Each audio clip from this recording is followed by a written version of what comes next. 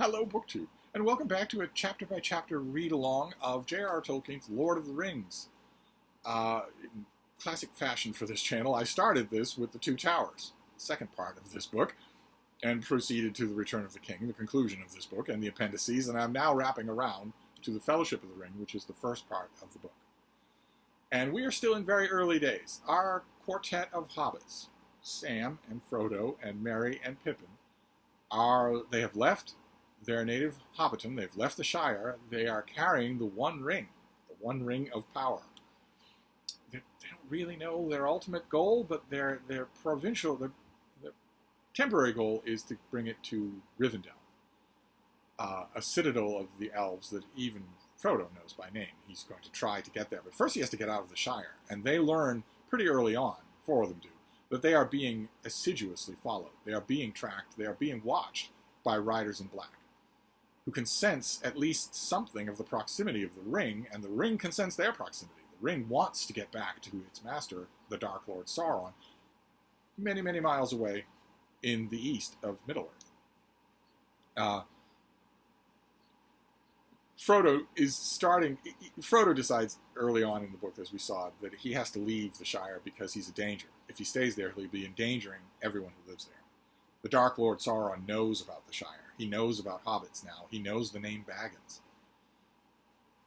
So they have to get out of town. Frodo has to get out of town, and he does. And they want to make the most direct route they can out of the Shire.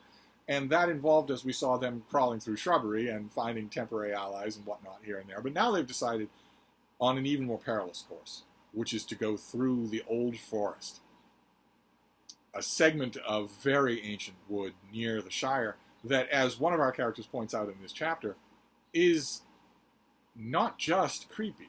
It's not just that it's a creepy, close-grown old forest. The trees move. They don't like hobbits. As well they shouldn't, since we're told in this chapter that at one point the hobbits banded together, cut down hundreds of trees on the edge of the old forest, and burned them onto the eaves of the other trees of the old forest. So in Tolkien's world, where trees don't like being hacked to pieces and burned, it stands to reason that the old forest would remember that and not like it. It's a very menacing place. Tolkien describes it really, really well in the chapter that we're going through today. The chapter is called The Old Forest. And our heroes they're doing their best. They're going to venture through the Old Forest and try to get out the other end of it. It doesn't work. This is not a make-weight chapter like the last one that we read. In this one, things do happen. And the danger comes not from the Black Riders, but from the Old Forest itself. Our heroes are just sort of resting by an old tree, and it swallows two of them. It swallows Merry and Pippin. One is disappeared completely. The other has his legs sticking out, but he is slowly being consumed by this tree that is moving on its own. And Sam and Frodo can't do anything about it. They have a little hatchet for chopping up firework. It's not going to work with a gigantic old tree, a gnarled old tree that's as tough as iron, and that seems to be moving on its own. They beat against it and kick against it, but they have no hope of saving their friends, who are going to be gone. They are going to be dead. They're going to be consumed by this old tree. It's a serious thing. By far the most serious thing that's happened to the hobbits so far. They, at the last minute, when they realize what's going on, they hear someone coming. They hear someone singing. And they run onto the pathway to flag this person down. And it's another oddity. The chapter of the Old Forest introduces us to another oddity. It introduces us, in fact, to the most famous oddity in The Lord of the Rings, in the whole of the book. They meet a character named Tom Bombadil, he's carrying a bunch of garnishes on a big plate made out of a leaf. We're told, taller than a hobbit, but not tall enough to be a human, to be one of the big people. He's got a bright red sunburnt face and colorful clothing on. He's not anything they're aware of. He's certainly not a dwarf. He's not an elf. He's not a human. He's not a hobbit. And he seems very merry. He's singing nonsense verse to himself as he goes. Tolkien gives us a lot of that verse. Sam and Frodo barely care. They barely care about any of that. They just want help from anybody. They don't know that he can give it. He has a stick. Nothing. He has nothing that he can pry this tree open with. He just He's the nearest person, and they are panicking. Their friends are in serious danger. And Tom Bombadil agrees to help. He goes over to the tree and starts talking to it. Tom sprang away, and breaking off a hanging branch, smote the side of the willow with it. "You let them out again, old man Willow," he said. "What you be a-thinking of? You should not be waking. Eat dirt, drink deep, dig deep, drink water. Go to sleep. Bombadil is talking."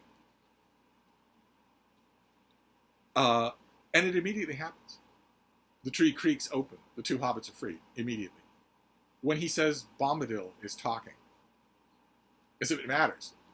He's talking to a tree. Frodo and Sam could have done the same thing. It would have had no effect at all. When he does it, the tree cracks open again. The hobbits are instantly released. And Tom Bombadil doesn't seem to care much. He doesn't stop for small talk. He's late to get back to his home and to supper. He invites them to follow and proceeds on his way. They have a hard time. They lose sight of him. They have a hard time following. They have a hard time catching up with him. But eventually they do. I want to describe a little bit here. Eventually they get to the house of Tom Bombadil. The grass under their feet was smooth and short, as if it had been mown or shaven.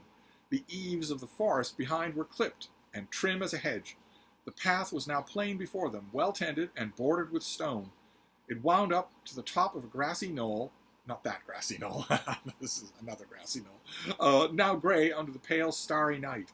And there, still high above them on a further slope, they saw the twinkling lights of a house. Down again the path went, and then up again, up a long, smooth hillside of turf, towards the light. Suddenly the wide yellow beam flowed out brightly from a door that was open. There was Tom Bombadil's house before them, up, down, under hill. Behind it, the steep shoulder of the land lay gray and bare, and beyond that, the dark shapes of the Barrow Downs stalked away into the eastern night. And Tom Bombadil is in the doorway, and he is singing to them. He is welcoming them to his house. The chapter ends with the line, and with that song, the hobbits stood upon the threshold, and a golden light was all about them. That is chapter 6, The Old Forest, where in quick succession, we get two things we weren't expecting. We are expecting that the hobbits will be threatened by these Black Riders. And instead, they're threatened by something else. Something definitely supernatural. And they are saved by something else unexpected, by something else supernatural. Merry and Pippin have heard stories about the Old Forest. They can, so is Sam, of course, so is Frodo. They can share some of the folklore that they've grown up with. We haven't heard many stories about Tom Bombadil, this figure who lives near the Old Forest and seems to be able to tell it what to do. And that is where we're moving in the next chapter. The next chapter is a famous chapter called In the House of Tom Bombadil. So we will move there for next time. This sort of sets us up for that. But it also very effectively, more effectively than I tend to remember, really does engross the reader. You are really ensnared in ongoing supernatural stuff. Whether it's elves or Black Riders or devil trees or whatnot, we are slowly learning more and more about this supernatural world that Tolkien is unfolding in front of us. The learning takes a weird twist in the next chapter. You learn some things about Tom Bombadil. Are they important? Who knows? Do they make any sense? Who knows? We'll talk all about it next time. So I'll wrap this up for now, and I will see you then. Thank you, BookTube.